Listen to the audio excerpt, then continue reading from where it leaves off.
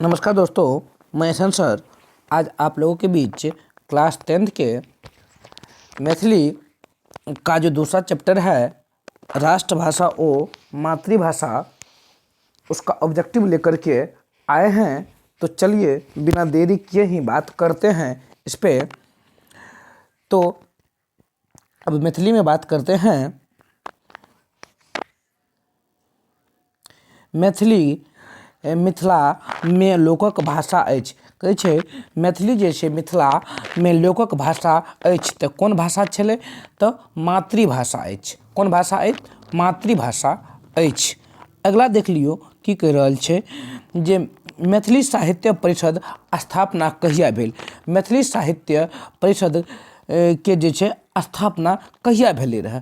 तऽ मैथिली साहित्य परिषद के स्थापना जे भेलै रहै ओ भेलै रहै कहिया? तऽ 1929 ईस्वी में भेलै रहै। कहिया भेलै रहै? 1929 ईस्वी में भेलै रहै। चलियौ आगू देख लियौ की कहै छै। सरकार बुझैत अछि जे हिंदी मैथिलीक भाषा आ मात्रक अंतर अछि। सरकार जे छै बुझै छै जे मैथिली में छै भाषा और मात्रा में की अंतर छै। तऽ वो अंतर कथी में छै? अर्तन वर्तनी में छै। अंतर कथी में छै? वर्तनी में जे छै अंतर छै।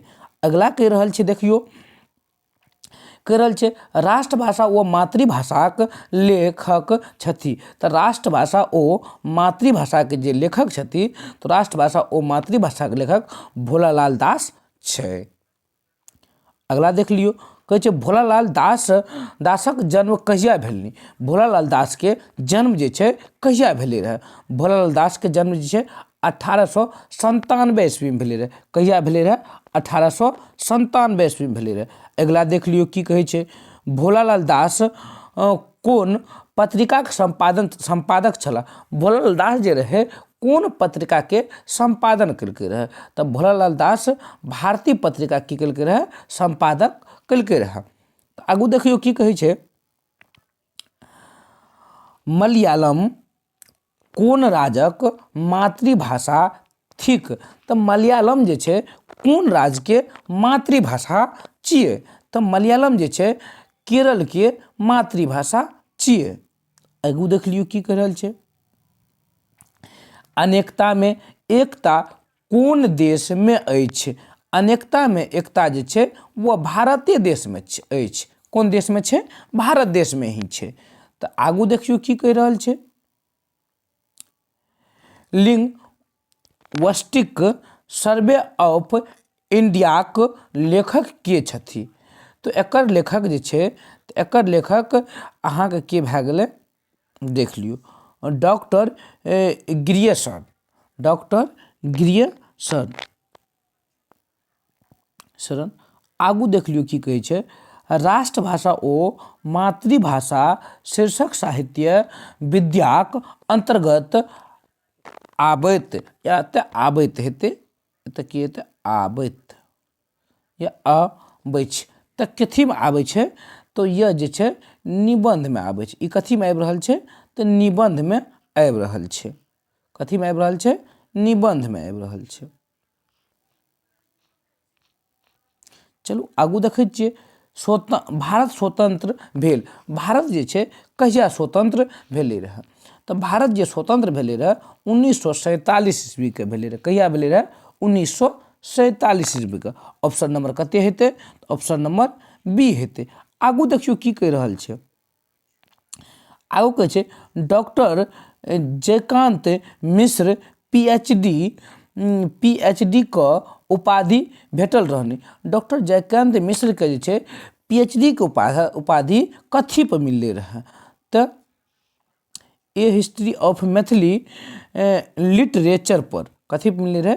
ए हिस्ट्री ऑफ मैथिली लिटरेचर पर। तऽ एहिमे तऽ ऑब्जेक्टिव लगभग एतने रहे। तऽ आगू देखै छियै सब्जेक्टिव पर भी बात करै छियै। चलू आब देखियौ की कहि रहल छै। क्वेश्चन नंबर 1 लघु उत्तरीय प्रश्न में की छै, त्रिभाषा सिद्धांतक अर्थ स्पष्ट करू। त्रिभाषा के सिद्धांत के जे अर्थके की कहि रहल छै स्पष्ट करै लए। तऽ देख लियौ की कहै छै, त्रिभाषाक सिद्धांत अर्थ अछि मातृभाषा, राष्ट्रभाषा आ विश्व भाषा अनिवार्यता एवं यही तीनूक समाजस्य व क्षेत्रीय निर्माण करै छै।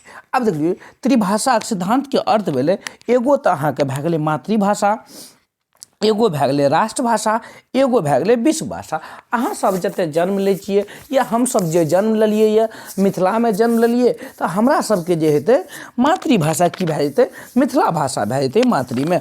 और राष्ट्रभाषा जे छै अपना सबके की छलै तऽ अपना सबके राष्ट्रभाषा जे छै तऽ वह हिंदी छलै। और विश्वमे यानी अंतर्राष्ट्रीय भाषा जे छै ओ की छलै तऽ ओ अंग्रेजी छलै।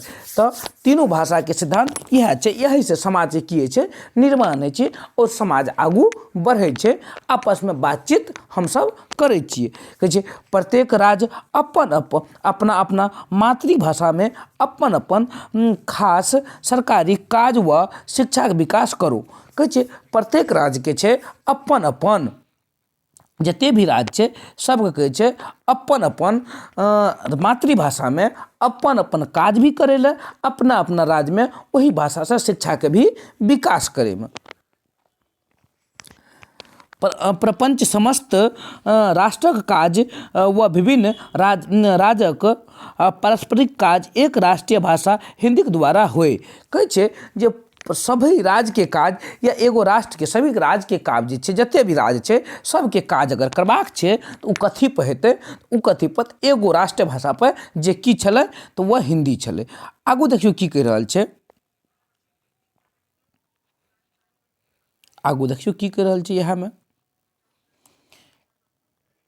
तदर्थ शिक्षा पद्धतिमे अंग्रेजीक स्थान हिंदीके देल जाय। और की कहि रहल छै, दोसर बात जे छै शिक्षाके स्थितिमे जैसे मान लीजिए हमरा विदेशी सब बात अंतर्राष्ट्रीयमे जेबै तऽ हिंदीके लिए की छै अंग्रेजी देल जेतै, अंग्रेजीके स्थान पर हिंदी देल जेतै। कतऽ जब राष्ट्रभाषा रहतै तब अंग्रेजीके स्थान पर हिंदी, और जब अंतर्राष्ट्रीय भाषाके बात भए जेतै तब हिंदीके स्थान पर अंग्रेजी कयल जेतै। कहै छै एकर अतिरिक्त अंतर्राष्ट्रीय काज हेतु अर्थात संसार विभिन्न विभिन्न राष्ट्रसँ अरबजात व संबंध सरोकार रखबाक लेल अंग्रेजी व अन्य कोनो व्यापक भाषा नवीन व प्राचीन सेहो विद्यार्थीके अपन अपन रुचि आवश्यकताके अनुसार पढ़बाक सुविधा। कहै छै अंतर्राष्ट्रीय भाषामे जे छै अपन अपन रुचिके अनुसार की करतै और दोसरो भाषा की करतै पढ़तै। तऽ ई तीनू भाषा त्रिभाषाके सिद्धांतके एक ही अर्थ भेलै जे हमर मातृभाषा, दोसर भए गेलै कथी तो राष्ट्रभाषा, और तेसर की भए गेलै तऽ विश्व भाषा यानी अंतर्राष्ट्रीय भाषा। तीनू भाषासँ समाज की होइ छै निर्माण होइ छै। आगू देखियौ की कहि रहल छै, आगू मैथिलीक भविष्य पर लेखकक विचार स्पष्ट करू। कहै छै मैथिलीक भविष्य पर लेखकके विचार की छै ओकरा की करै लए स्पष्ट करै लए। तऽ चलू देखियौ की कहि रहल छै उत्तरमे, लेखक विचार अनुसार मैथिलीक हमरा लोकनिक मातृभाषा अछि। कहै छै लेखकके विचारके अनुसार मैथिली हमरा सबके राष्ट्रभाषा अछि। कोन भाषा अछि? राष्ट्रभाषा अछि। आगू देखियौ की कहै छै, ई एकटा जीवंत भाषा अछि जे सतत वर्धविष्णु अछि। मातृभाषा मैथिली से शिक्षा प्रदान करबाक सरकार पुनीत कर्तव्य अछि। कहै छै जो मैथिली भाषामे शिक्षा प्राप्त करनाइ सरकारके जे छै पुनीत काम छै, पुण्यके काम छै। कहै छै त्रिभाषा सिद्धांतमे सेहो कहल गेल जे प्रत्येक राज्यके अपन अपन मातृभाषामे अपन अपन खास सरकारी काज करो। और त्रिभाषा सिद्धांतमे ई भी कहल गेल छै जे प्रत्येक राज्यके अपन अपन मातृभाषामे अपन अपन राज्यके काम काजके करै लए। लेखक विचार छनि जे निम्न वर्ग से किछु दूर ऊपर धरि शिक्षाके माध्यम विद्यार्थी वर्गक मातृभाषा होय।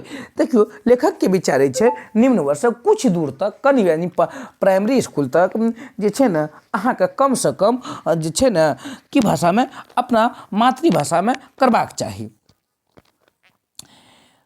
यही दृष्टिमे मैथिली विद्यार्थीके मैथिलीक मातृभाषा मैथिलीक माध्यम से शिक्षा ग्रहण करथि से लेखक विचार छनि। त्रिभाषा सिद्धांत से उत्तर कोनो समाधान नहीं भऽ सकैत। कहै छै एहि बात के लिए लेखक जे कहै छै त्रिभाषा से और कोई भी उत्तर के विचार के समस्या के समाधान नहीं भऽ सकै छै।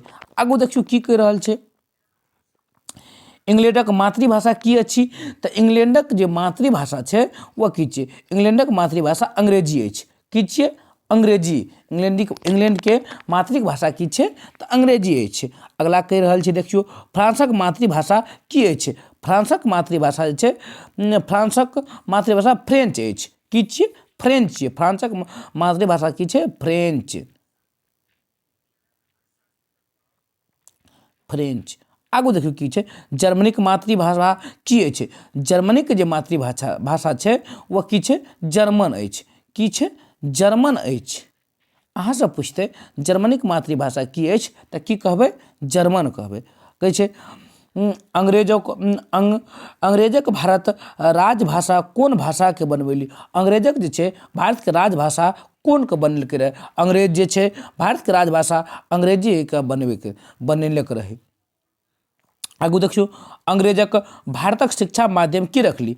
अंग्रेज जे छै भारत के शिक्षा माध्यम के की रखलकै तऽ अंग्रेज जे छै भारत के शिक्षा माध्यम के अंग्रेजी रखलकै। की रखलकै अंग्रेजी रखलकै। आगू देखियौ की कहै छै तेलुगु कोन राज्य लोकक मातृभाषा थिक। तेलुगु जे छै तमिलनाडु के मातृक भाषा छै। कतऽ के छियै तमिलनाडु के मातृक भाषा अछि। आगू देखियौ कन्नड़ कोन राज्यक लोकक मातृभाषा अछि। कन्नड़ जे छै कर्नाटक राज्यक लोकक मातृभाषा अछि। कन्नड़ जे छै कर्नाटक लोकक मातृभाषा अछि। आगू देखियौ की कहै छै मलयालम कोन राज्यक लोकक मातृभाषा अछि। मलयालम जे छै कोन राज्य के मातृभाषा अछि। मलयालम जे छै कोन राज्य के मातृभाषा अछि तऽ केरल के मातृभाषा अछि। ककर छियै तऽ केरल के मातृभाषा अछि। चलियौ आगू जे छै ई चैप्टर में लगभग क्वेश्चन जे रहे उ की भेलै समाप्त भेलै। तऽ हम अगला वीडियो में मिलै छियै। जय हिंद जय भारत जय बिहार जय मैथिली जय मिथिला। तऽ मिलै छी अहाँ सबसे दोसर वीडियो में।